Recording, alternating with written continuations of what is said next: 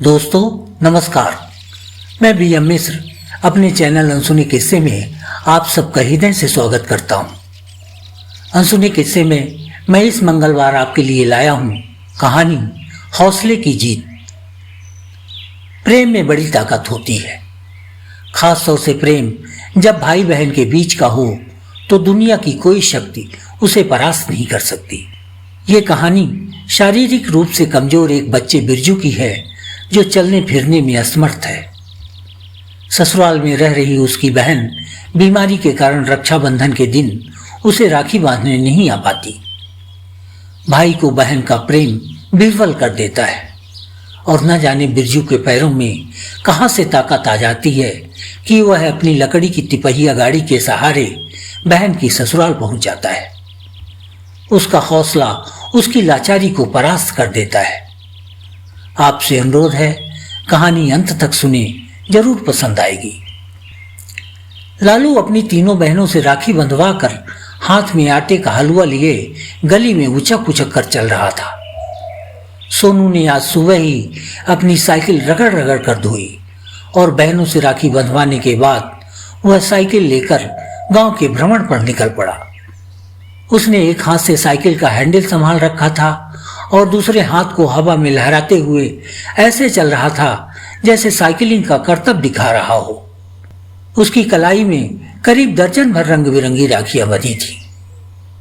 खुद की दो बहनें और बाकी चचेरी बहनों ने उसे राखियों से सजा दिया था। छुटकू का ध्यान राखियों के बजाय मिठाइयों पर था। बहनों की संख्या ज्यादा होने के कारण उसके सामने तरह तरह की मिठाइयां थीं और वह किसी वैरायटी को छोड़ना नहीं चाह रहा था। उसने अपनी दोनों मुट्ठियों में मिठाइयां समेटी और घर के बाहर आकर खड़ा हो गया। उसे डर था कि यदि दांत से काटकर मिठाइयां खाईं तो कहीं चुक न जाए, इसलिए वह बार बार जीभ निकालकर उन्हें हल्के से चाटता और फिर मुट्ठियां नीचे कर लेता। इस बीच वह गली से आ जा रहे बच्चों को मिठाइयां दिखाकर उन्हें ललचाता और मजा भी लेता। गांव के सभी लड़के रक्षाबंधन के उल्लास में डूबे हुए थे। गांव की गलियां बच्चों के शोरगुल से चहक रही थीं। जिनकी बहनें ससुराल में थीं, वो सुबह ही सज धज कर राखी बंधवाने के लिए रवाना हो चुके थे। इसलिए अपेक्षाकृत आज गांव में बच्चों की संख्या तो आधे से भी कम थी, लेकिन चहल पहल चौगुनी थी। राखी के उत्साह ने पूरे गांव में मेले जैसा माहौल बना रखा था। लेकिन इन सबसे दूर बिरजू अभी तक घर में ही बैठा था। वह जब गली में उछलते कूदते बच्चों को देखता तो दूसरी ओर मुंह कर लेता। ऐसा लग रहा था मानो गांव के बच्चों की कलाइयों पर सजी राखियां बिरजू को चिढ़ा रही हैं। उसकी इकलौती बहन रानी की 4 साल पहले शादी हो गई थी। रानी बिरजू से 10 साल बड़ी थी और उसे मां जैसे ही प्यार करती थी। रानी के ससुराल जाने के बाद बिरजू को अकेलेपन ने घेर लिया। साल में केवल एक बार रक्षाबंधन के दिन जब रानी घर आती तो बिरजू खिलखिलाकर हंसता। शादी के बाद रानी हर साल रक्षाबंधन पर बिरजू को राखी बांधने आती थी, परंतु इस बार नहीं आई। सावन का महीना आते ही बिरजू के चेहरे पर रौनक आने लगती थी।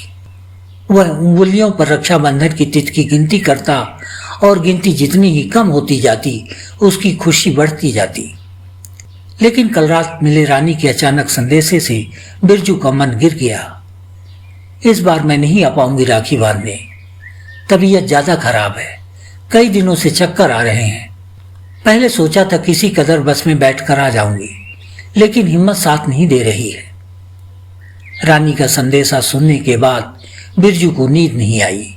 उसे ऐसा लगा जैसे इस बार उसके हंसने खिलखिलाने का मौका किसी ने जबरन छीन लिया हो। राखी की खुशी का मौका वो किसी भी हाल में गंवाना नहीं चाह रहा था।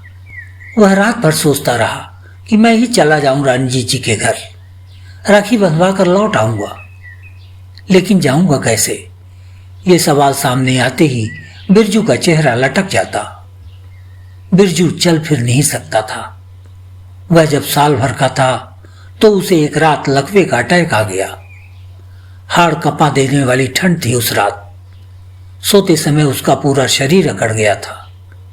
माँ बाप अस्पताल ले गए। डॉक्टरों ने बताया कि अधिक ठंड और कमजोरी के कारण लकवे का असर पूरे शरीर में हुआ है। कई सालों तक बिरजू का इलाज चला। शरीर के अन्य अंग तो थोड़ा बहुत काम करने लगे, लेकिन पांव में जान न आई। आज बिरजू 15 साल का हो चुका है। घिसट कर थोड़ा बहुत चल लेता है, लेकिन पांवों पर खड़ा नहीं हो सकता। एक ओर रानी जिज्जी की राखी, दूसरी ओर उसकी लाचारी। बिरजू के मन में घमासान मचा हुआ था। वह बार बार रानी की ससुराल जाने का साहस तो जुटाता, लेकिन बेजान पांव उसके साहस को बेरहमी से कुचल देते। दोपहर हो गई। गलियों में उछल कूद मचा रहे बच्चे भोजन के लिए अपने अपने घरों की ओर लौटने लगे। उनका उत्साह ठंडा होने लगा, लेकिन सूनी कलाई और बेबसी के बीच छिड़ी तेज जंग से बिरजू के माथे पर पसीना आ रहा था। वह अपनी विवशता के आगे हथियार डालने को कतई तैयार न था। थोड़ी देर बाद मन में चल रही विचारों की मार काट के बीच अचानक बिरजू को उसका साहस भारी पड़ता हुआ दिखा। वह जोर से चिल्लाया, मां, मैं जा रहा हूं रानी जिज्जी की ससुराल। बिरजू की आवाज सुनकर आंगन में बैठी मां राधिका दौड़ती हुई उसके पास आई। वह डर गई, कहीं लकवे का आघात बिरजू के दिमाग पर तो नहीं पड़ गया। वह बिरजू से लिपट गई। बेटा, क्या हो गया है तुम्हें? तुम खड़े भी नहीं हो सकते और रानी के यहां जाने की बात कर रहे हो? नहीं मां, मैं जाऊंगा रानी जिज्जी की ससुराल। मुझे बंधवानी है राखी। हर बार तो वही आती थी, इस बार मैं चला जाता हूं। बिरजू आत्मविश्वास के साथ फिर चिल्लाया। राधिका को लगा कि बिरजू पागल हो गया है। वह बिरजू का सिर अपने कंधे पर रखते हुए बोली, बेटा, तुम कैसे जा पाओगे वहां? रानी की ससुराल पास होती तो किसी तरह मैं ही ले चलती तुम्हें। मुझे भी तुम्हारी सूनी कलाई देखकर अच्छा नहीं लग रहा है, लेकिन बहुत दूर है रानी का घर, यहां से करीब 20 किलोमीटर दूर। कोई वाहन भी नहीं है। जिद मत करो, रानी की जब तबीयत ठीक होगी तो आ जाएगी। बाद में भी बंधवा सकते हो राखी। देखो बेटा, भाई बहन का प्रेम इतना पक्का होता है कि राखी की कमी इसमें कोई मायने नहीं रखती। रानी तुम्हें बहुत प्यार करती है, वह जरूर आएगी। राधिका बिरजू को जितना ही समझाती, बिरजू का हौसला उतना ही मजबूत होता जाता। मां के कंधे से लिपटे बिरजू की नजर बार बार अपनी 3 पहियों वाली लकड़ी की गाड़ी की ओर जा रही थी। घर में बिरजू को जब टहलने का मन होता तो वह इसी गाड़ी के सहारे थोड़ा बहुत चल लेता। बिरजू को इस तिपहिया गाड़ी के सहारे चलना राधिका ने ही सिखाया था। राधिका के कंधे से लिपटा बिरजू घिसटता हुआ अपनी गाड़ी के पास पहुंचा और उसे पकड़कर खड़ा हो गया। बिरजू के डगमगाते पांवों को उसका मजबूत इरादा ताकत दे रहा था। जा रहा हूं रानी जिज्जी के पास, यह कहकर बिरजू घर के बाहर गली में आ गया। बिरजू को देखकर राधिका हैरान थी। उसके मुंह से शब्द नहीं निकल रहे थे। अपने आंसुओं को संभालते हुए उसने बिरजू को फिर समझाने की कोशिश की। बेटा, इसके सहारे इतनी दूर न जा पाओगे तुम। जानते हो 20 किलोमीटर कितना होता है? बिरजू को लगा कि मां उसकी हिम्मत को कमजोर कर रही है। वह अपना अंतिम दांव खेलते हुए बोला, मां, तुम्हें जिज्जी की कसम, मुझे मत रोको। ये गाड़ी मुझे जिज्जी के घर तक जरूर पहुंचाएगी। राधिका अवाक रह गई। बिरजू अपनी गाड़ी को पकड़कर ऐसे आगे बढ़ा मानो उसके पैरों में कोई दैवी शक्ति आ गई हो। राधिका देखती रही और बिरजू आगे बढ़ता चला गया। मजबूत इरादों को साथ लेकर चलता हुआ बिरजू करीब 8 घंटे बाद रानी की ससुराल पहुंचा। रात करीब 12 बजे उसने रानी के घर का दरवाजा खटखटाया।